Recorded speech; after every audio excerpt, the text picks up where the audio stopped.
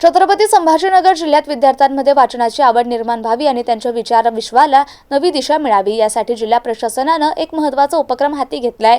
जिल्हाधिकारी दिलीप स्वामी यांच्या संकल्पनेतून राबवण्यात येणाऱ्या दशसूत्री कार्यक्रमाअंतर्गत आता जिल्ह्यातील प्रत्येक शाळेत बुक बँक उभारण्याचा निर्णय घेण्यात आलाय।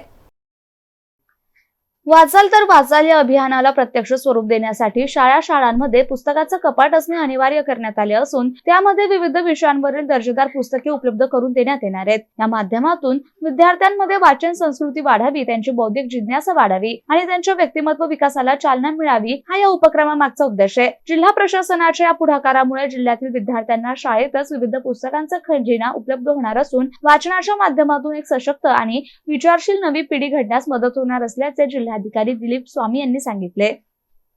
आपल्या मराठी भाषेला जिला आपण मायबोली म्हणतो, संत ज्ञानेश्वरांनी मराठीला अमृताची उपमा दिलेली आहे आणि या मराठी भाषेच्या गौरव दिनानिमित्त फक्त भाषण करून थांबण्यापेक्षा प्रत्यक्ष मराठी पुस्तके आपल्या विद्यार्थ्यांना देण्याचा हा एक छोटेखानी कार्यक्रम या ठिकाणी आपण आयोजित केलेला आहे। मी आपल्या सर्वांचं स्वागत करतो। बुक बँक ही संकल्पना एक दशसूत्रीची एक फांदी म्हणून आपण तयार केलेली आहे, ज्यामध्ये हे फक्त पुस्तकं देणे आणि कुठेतरी वाटप करून टाकून देणे एवढ्या फक्त मर्यादित नाही। पूर्ण ग्रामीण भागामध्ये आपण सर्वजण शहरी भागात राहतो, शहरी भागातल्या चांगल्या परंतु 90% जो ग्रामीण भाग आहे ज्याच्यामध्ये लाखो विद्यार्थी शिकतात, त्या शाळेमध्ये कुठेही ग्रंथालय नाही आहे, लायब्ररी नाही आहे।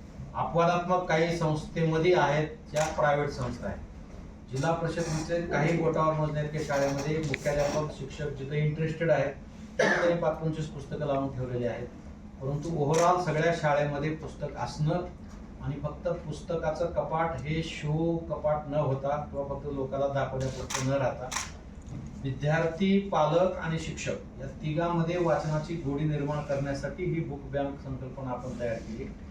याच्यामध्ये ही पुस्तकं अभ्यासक्रमाच्या व्यतिरिक्त असणार आहे। म्हणजे मी दंडक असाच टाकलेला आहे की अभ्यासक्रमाची पुस्तक याच्यामध्ये बिलकुल घ्यायचं नाही, कारण आता मागच्या 5-10 वर्षापासून मी या क्षेत्रात काम करतोय। विद्यार्थ्यांचं अवांतर वाचन बंद झाल्यामुळं विद्यार्थ्यांची वाम मार्गाकडे जाण्याची प्रवृत्ती खूप मोठ्या प्रमाणात वाढलेली आहे। आध्यात्मिक ग्रंथ वाचत नाहीत, कथाकथन नाही, कविता नाही, गझल नाही, काही वाचन विद्यार्थ्याचं होत नाही, शिक्षकाचं होत नाही आणि पालकाचंही होत नाही।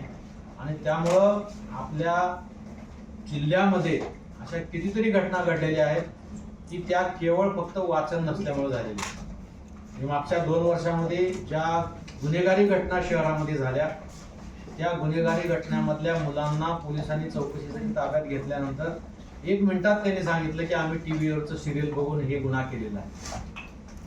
आणि इतपत मुलं चाललेले आहेत, त्याचं कारण वाचन संस्कृती बंद झालेली आहे। म्हणून आपण वाचाल तर वाचाल हा कार्यक्रम सुरू केलाय, त्याला बळकटी देण्यासाठी पुस्तक आपल्याला द्यायचे। मग आता आम्ही परिपत्रक काढलं, मीटिंग घेतली, सगळ्या बीओना सांगितलं, अधिकारी म्हणून आपलं काम संपलं, करा तुम्ही काय करायचं, पण त्याच्यानं होणार नाही। आणि मग आपण सगळ्या ही पुस्तकं लोकवर्गणीतून जमा करायचे, लोकवर्गणीतून जमा करायचे, लोकांना मागायला जायचंय, तर लोकांकडे मागायला जाण्या अगोदर आपण काहीतरी दिलं पाहिजे। नंतर उद्या बहादुरी येऊन मला पहिला प्रश्न विचारला, सगळ्या लोकांना पुस्तकं मागायला तुम्ही किती दिली, तर आम्ही काहीच केलं नाही असं म्हणायची वेळ येऊ नये। बहादुरी म्हणजे कुणी पण आहे, पर्सन थर्ड पर्सन कुणी पण विचारतो, तुम्ही सगळ्याला पुस्तकं मागायला तुम्ही किती दिली, म्हणून मला सुरुवात आपल्यापासून करून म्हणजे आपल्याला दुसऱ्याला हक्कानं मागता येईल। तसे मी स्वतः माझ्या वैयक्तिक लेवलवर हजारो पुस्तकं दिलेले, कुठे त्याचा गाजावाजा न करता। आज मी सर्व महसूल अधिकाऱ्यांचं मनापासून अभिनंदन करतो, आभार पण मानतो की त्यांनी एका मेसेजवर सगळ्यांनी लीड घेतला। विशेषतः आमचे ॲडिशनल कलेक्टर आणि आमच्या आरडीसीने लगेचच साहेब ही संकल्पना खूप चांगली आहे, लगेच त्यांनी फोनाफोनी केली, मेसेज केले। स्वतः पुस्तकाच्या काल मी पैठणला जात असताना पुस्तकाच्या दुकानातून विद्यार्थ्यांचा फोन आला, साहेब 1 प्रकारचे पुस्तक मॅडम होत्या सोबत, मॅडमचे आभार अभिनंदन। आणि एक पुस्तक घ्यायचं का किती, मला 10 एक घेतलं चालतं, कारण आपल्या 10 शाळेमध्ये जाता येते। आणि इथे मी पुस्तकाचे नावं पाहिले, अतिशय चांगल्या पुस्तकाची निवड केली। हे अधिक स्वरूपामध्ये आहे, एक शुभारंभ म्हणून आजच्या दिवसाचं जे महत्व आहे ते मला मिस करायचं नव्हतं आणि योगायोगाने आज आरो मीटिंग लागली होती, त्यामुळं मी हा संधीचा फायदा घेतला। आणि आता मॅडम खरी जबाबदारी तुमची आणि शिक्षण विभागाची आहे की आता पुस्तकं अशी दिल्यानंतर आपण जर असं कुठेही गेले तर ते त्याचं हे होणार नाही। त्याच्यामुळे आपल्याला शाळेची लिस्ट करावं लागेल. आता ही जी पुस्तकं आहेत, आपलं पहिलं एक गाव संभाजीनगर तालुक्यातलं निवडा, 1 किंवा 2 शाळा निवडा आणि तिथं ही पुस्तकं जातील. आम्ही काल पैठणमध्ये ग्रामसेवकांची तलाट्याची जॉईंट बैठक घेतली. तिथं मी आवाहन केलं तर तिथं काल जवळजवळ एक 10,000 पुस्तकं तर आपल्याला तिथं मिळणार आहे. म्हणजे 10,000ची पुस्तकं काल जाहीर केलं. आता उद्या आम्ही सोमवारी जिल्ह्यातल्या सर्व ग्रामसेवक तलाट्याची जॉईंट मीटिंग आमच्या महाराजस्व अभियानासाठी ठेवली.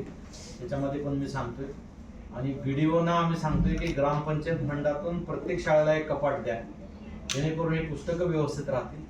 आणि आपल्या आता मुख्याध्यापक आणि गट शिक्षणाधिकाऱ्यांची एक बैठक ऑनलाईन घेऊन या पुस्तकाचा विनियोग कसा करायचा, म्हणजे वाचायला द्यायचं, परत घ्यायचं. आपण बुक बँक नाव काय दिलंय, हा नाव देताना सुद्धा आपल्याला सगळ्याला वाटत असं झालं मराठी